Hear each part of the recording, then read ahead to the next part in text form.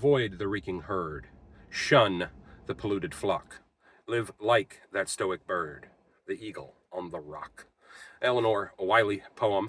And, something that I've been trying to teach my son, which is the aspect of make your own decisions in life regarding everything.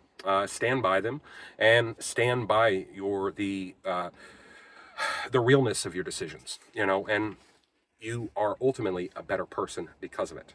A worrying trend I've noticed with my children, but more broadly my son, but more broadly still is, children at large, is with the advent of everybody being online nowadays, things have to be authentic. If you're making spaghetti, it has to be made with real Italian flour, and the sauce has to be made, for a week and a half, boiled on the stove with real authentic spices, hand-picked from the slopes of Mount Elba. Otherwise, it's not real spaghetti, or it's not real this, or real that, or anything like that.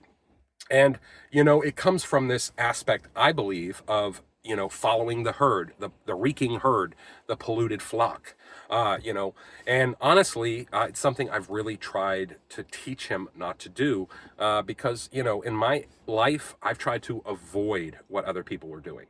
If, everybody went left, I went right.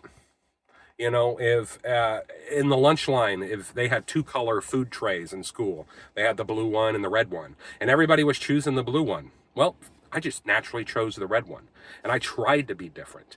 Now, I'm not expecting my son to be exactly like me. However, I do think following your own path and blazing your own trail and doing things different than other people equates to a richer life, a more real life, a more, authentic life. The other thing I've noticed with him is instantly taking a dislike to things he hasn't even ever tried.